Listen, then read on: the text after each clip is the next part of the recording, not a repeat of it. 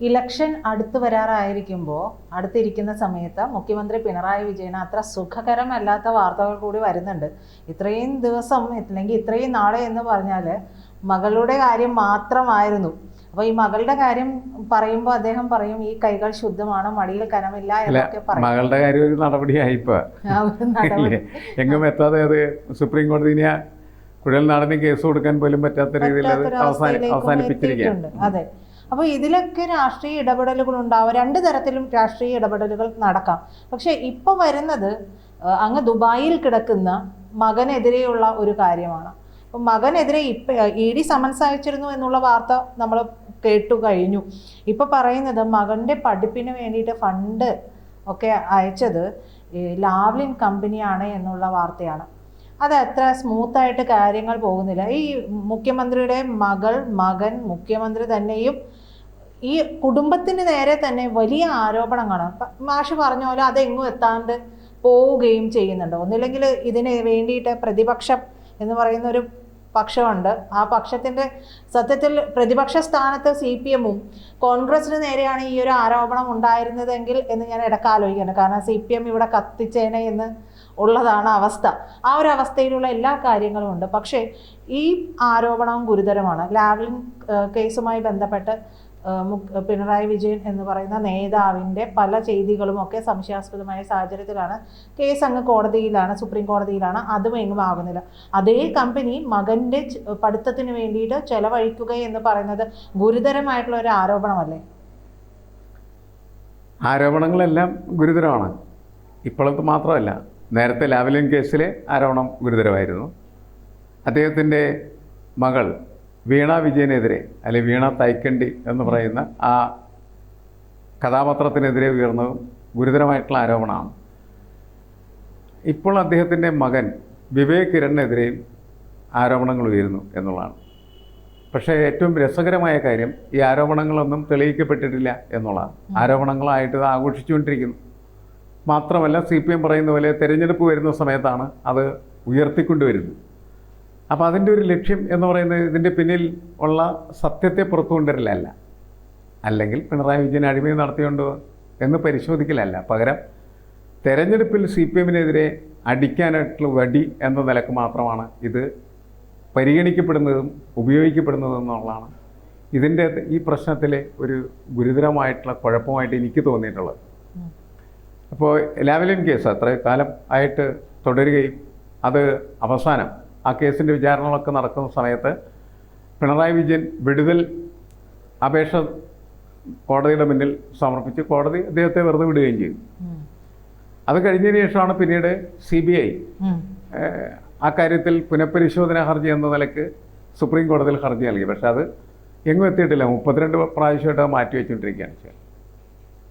അപ്പം ഇങ്ങനെ പോകുമ്പോൾ, കാര്യങ്ങളെല്ലാം ഇങ്ങനെ പോകുമ്പോൾ, ഈ ആരോപണങ്ങളും അതേപോലെ തന്നെ ആരോപണങ്ങൾ തെളിയിക്കപ്പെടാതെ പോകുന്ന കാര്യങ്ങളുമൊക്കെ പരിശോധിച്ചാൽ ഇതിൽ എന്തെങ്കിലും സത്യാവസ്ഥയുണ്ടോ എന്ന് സംശയിക്കാൻ ഒരുപാട് കാരണങ്ങൾ നിരത്തുന്നുണ്ടെന്നുള്ളത് തർക്കമില്ലാത്ത കാര്യം.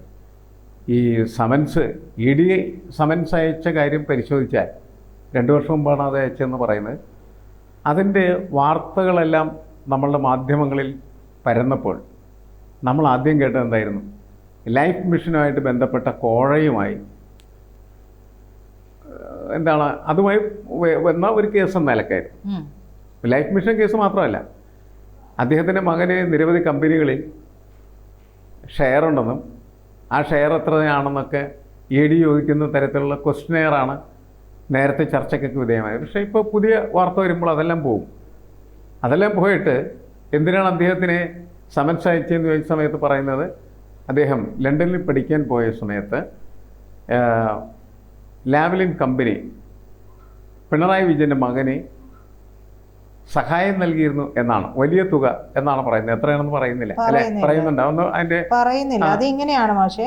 ലാവ്ലിൻ കമ്പനി ഡയറക്ടറായിരുന്ന ദിലീപ് രാഹുലൻ മുഖ്യമന്ത്രിയുടെ മകൻ വിവേക് കിരണിന്റെ വിദ്യാഭ്യാസ ചെലവിനായിട്ട് പണം നൽകി എന്നുള്ളതാണ് അതിനെ തുടർന്നാണ് ED സമൻസ് അയക്കുന്നത്.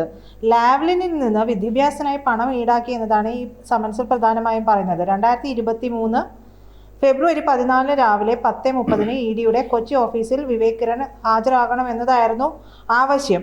ഇത് അയച്ച ഉദ്യോഗസ്ഥനുണ്ടല്ലോ, ആ ഉദ്യോഗസ്ഥനെ അവിടെ നിന്ന് മാറ്റി എന്നുള്ളത് വേറൊരു കാര്യം. പക്ഷേ ഇത് വെറും ഒരു ആരോപണം മാത്രമായിട്ടാണ്. ഒരു മുഖ്യമന്ത്രിയുടെ കുടുംബത്തിന് നേരെ മനഃപൂർവ്വമായിട്ട് ആരോപണം ഉന്നയിക്കുന്നു എന്നതിനേക്കാൾ കവിഞ്ഞ് ഈ ആരോപണം വരണമെങ്കിൽ ഇത്തരത്തിലുള്ള എന്തെങ്കിലും ഒരു കാര്യം അവിടെ ഉണ്ടായിട്ടുണ്ടാകണമല്ലോ. അപ്പോൾ അതിനെ നമുക്ക് നിസ്സാരമായിട്ടും തള്ളിക്കളയാൻ കഴിയുന്നതല്ലല്ലോ. അല്ല, ഇതിനകത്ത് ഉള്ള ഗുരുതരമായിട്ടുള്ള ഒരു പ്രശ്നം എനിക്ക് തോന്നുന്നത്, നേരത്തെയും ഈ വിവേക് കിരണിനെതിരെ ഇതേപോലെയുള്ള ആരോപണം ഉന്നയിക്കപ്പെട്ടിരുന്നു. അത് ബെർലിൻ കുഞ്ഞനന്ദൻ നായരുടെ പൊളിച്ചെഴുത്ത് എന്ന് പറയുന്ന ഗ്രന്ഥത്തിലൂടെ വ്യക്തമാക്കപ്പെട്ടു. അതിൽ ലാവിലൊന്നുമില്ല അതിനകത്ത്. അതിൽ ഫാരിസ് അബൂബക്കറൊക്കെ ആയിരുന്നു എന്നാണ് പറയുന്നത്. ഇദ്ദേഹം ലണ്ടനിലെ ബ്രിമിംഗ്ഹാം യൂണിവേഴ്സിറ്റിയിലാണ് പഠിച്ചത്. അപ്പോൾ അതിനു വേണ്ടി ഏതാണ്ട് 40 ലക്ഷം രൂപ ആണ് സഹായധനമായിട്ട് നൽകപ്പെട്ടത് എന്നതായിരുന്നു അക്കാലത്തെ ചർച്ചയായിരുന്നത്. നമുക്ക് പക്ഷെ അതിലും വ്യക്തത ഉണ്ടായില്ല. അത് കഴിഞ്ഞപ്പോൾ അതിൻ്റെ പുറത്ത് ലാവലിനും വരിക എന്ന് പറഞ്ഞതിൻ്റെ ഇടയിൽ നമുക്കത് മനസ്സിലാക്കാൻ പറ്റില്ല. ഏതായാലും അന്ന് ഉയർന്ന ആരോപണം ശരിയാണോ അല്ലെങ്കിൽ ഇപ്പോൾ ഉയർന്നു വരുന്ന ആരോപണമാണ് ശരി എന്നുള്ളത് അറിയില്ല. ഇനി രണ്ടാരോപണവും തെറ്റാണോ എന്നുള്ള കാര്യവും പറയാനായിട്ട് പറ്റാത്ത തരത്തിലെ കാര്യങ്ങൾ മാറുകയാണ്. ഇപ്പോൾ ലാവലിൻ സഹായിക്കുന്നുണ്ട്. ഇപ്പോൾ ലാവലിൻ പിണറായി വിജയനെ മാത്രമല്ല, അന്ന് ഇലക്ട്രിസിറ്റി വകുപ്പ് മന്ത്രിയായിരുന്നിട്ടുള്ള ജി കാർത്തികേയനെയും സഹായിച്ചു എന്ന് ഈ വാർത്തയിൽ വരുന്നുണ്ട്. ഈ വാർത്തകളൊക്കെ എത്രത്തോളം വസ്തുനിഷ്ഠമായ യാഥാർത്ഥ്യങ്ങളുടെ വാർത്തകളാണ് എന്നുള്ളത് പരിശോധിക്കപ്പെടേണ്ടതാണ്. കാരണം കാർത്തികേയൻ്റെ കാര്യവും പ്രശ്നമാണല്ലോ ശരിക്കും പറഞ്ഞു. അതെ. അപ്പോൾ ഇവിടെ ഇലക്ട്രിസിറ്റി വകുപ്പ് ഭരിക്കുന്നതിന് വേണ്ടി വരുന്ന എല്ലാ മന്ത്രിമാരുടെയും വീടുകളിലേക്ക് SNC ലാവലിൻ പോലെയായിട്ടുള്ള കമ്പനികൾ പണം കൊടുത്തുവിടും എന്നാണ് അതിൻ്റെ അർത്ഥം. അങ്ങനെയാണ് നമ്മൾ മനസ്സിലാക്കേണ്ടത്.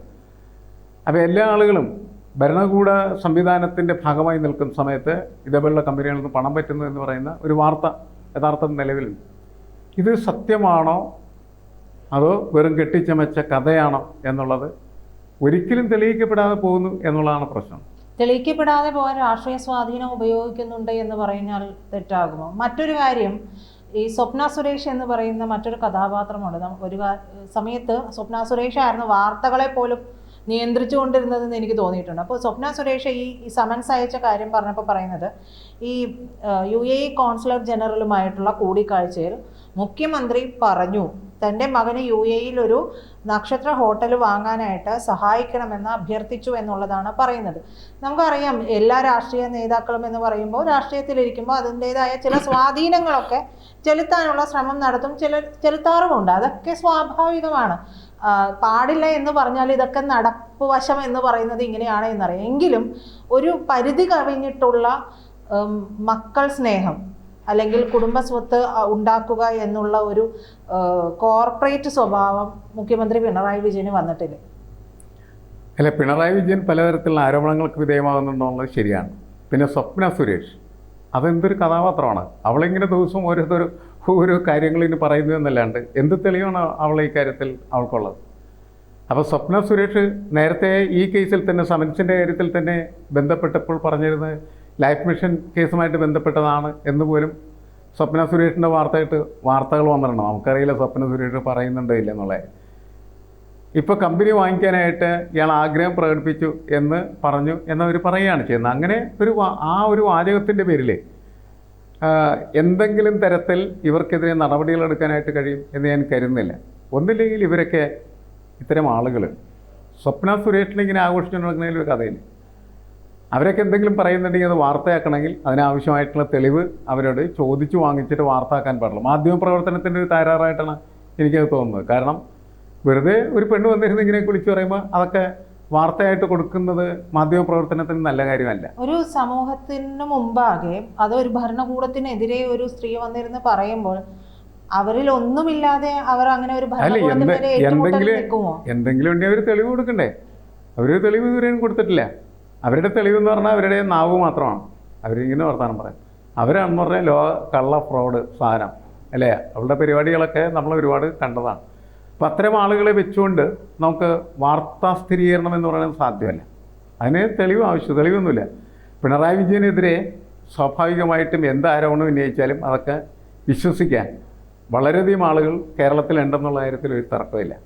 നമുക്ക് പോലും പലപ്പോഴും സംശയം ഉന്നയിക്കപ്പെടാവുന്ന രീതിയിൽ, ഉയർത്തപ്പെടാവുന്ന രീതിയിലാണ് അദ്ദേഹത്തിൻ്റെ കാര്യങ്ങളെല്ലാം പോകുന്നതെന്ന് നമുക്കറിയാം. പല പ്രശ്നങ്ങളും അങ്ങനെ, എല്ലാ പ്രശ്നങ്ങളിലുമൊക്കെ അദ്ദേഹം ഇങ്ങനെ പ്രതിപ്പട്ടികയിൽ നിൽക്കുന്ന ഒരാളാണ്, ഏറ്റവും കൂടുതൽ വെറുക്കപ്പെടുന്ന ഒരാളാണ്. ഇങ്ങനെയൊക്കെ ഒരുപാട് വിഷയങ്ങളുണ്ട്. പക്ഷേ ആ വെറുക്കപ്പെടുന്ന അവസ്ഥ സ്ഥിരീകരിക്കണമെങ്കിൽ അതിന് മതിയായിട്ടുള്ള തെളിവുകൾ വേണം. സ്വപ്ന സുരേഷൊന്നും അതിനുള്ള ഒരു ക്രെഡിബിൾ ക്യാരക്ടറൊന്നുമല്ല എന്നുള്ളതാണ്. പത്രപ്രവർത്തകർ അവർ പറയുന്നതൊക്കെ വാർത്തയാക്കുന്നതിന് ശരിയല്ല. ഇതിൻ്റെ പിന്നിൽ കൃത്യമായിട്ട് എന്തെല്ലാം രേഖകളുണ്ടോ ആ രേഖകൾ അവർ അന്വേഷിച്ചു കൊണ്ടാണ്. ഇൻവെസ്റ്റിഗേറ്റീവ് ജേർണലിസ്റ്റുകളുടെ ഒരു പ്രധാനപ്പെട്ട ജോലിയാണ്. അതൊന്നും അവർ ചെയ്യാതെ വെറുതെ ഇവരെന്തെങ്കിലും വിളിച്ചു പറയുമ്പോൾ അതൊക്കെ വാർത്ത കൊടുക്കുന്നത് ഒട്ടും ശരിയായ കാര്യമല്ല. അതൊരു വലിയ പ്രശ്നമായിട്ട് എനിക്ക് ഇതിനകത്ത് തോന്നുന്നുണ്ട്. എന്തായാലും പിണറായി വിജയനെതിരെ ഒരുപാട് ആരോപണങ്ങളുണ്ട്. ആ ആരോപണങ്ങളുടെ കൂട്ടത്തിൽ ഒരു അവസാനത്തെ ആരോപണമായിട്ട് മാത്രമേ ഇത് ഇപ്പോൾ ഗണിക്കപ്പെടുന്നുള്ളൂ എന്നുള്ളതാണ് പ്രശ്നം. കാരണം തെരഞ്ഞെടുപ്പാണ്, ഇതൊക്കെ ഒരുപാട് ദിവസം സമൂഹത്തിന് മുന്നിൽ വിളിച്ചു പറഞ്ഞ് നടക്കാനായിട്ട് കഴിയും. പക്ഷേ അതിന് കൃത്യമായിട്ടുള്ള തെളിവുണ്ടെങ്കിൽ തീർച്ചയായിട്ടും പിണറായി വിജയനെ ശിക്ഷിക്കാനായിട്ട് കഴിയും എന്നുള്ളതാണ്. അപ്പോൾ ഇതൊക്കെ പറയുന്ന ആളുകളെ സംബന്ധിച്ചിടത്തോളം പിണറായി വിജയനെതിരെ നടപടികൾ വേണം എന്ന ആഗ്രഹം അവർക്കുണ്ടാവില്ല എന്നാണ് ഞാൻ പറയാനെന്തെങ്കിലും വേണം എന്ന് മാത്രമേ ഉള്ളൂ. അത് മാറണം. ആ സ്വഭാവം മാറേണ്ടത് വലിയ ആവശ്യമാണ്. കൃത്യമായ വസ്തുതകൾ, തെളിവുകൾ അതെല്ലാം വെച്ചിട്ട് ഇവർക്കെതിരെ ആരോപണങ്ങൾ വരികയും ആ ആരോപണങ്ങൾ വിലയിരുത്തപ്പെടുകയും അവരെ കുറ്റക്കാരാണെങ്കിൽ അതിന് ശിക്ഷിക്കപ്പെടുന്ന സാഹചര്യത്തിലേക്ക് കൊണ്ടുപോവുകയും ചെയ്യേണ്ട ഒരു ആവശ്യമുണ്ട്.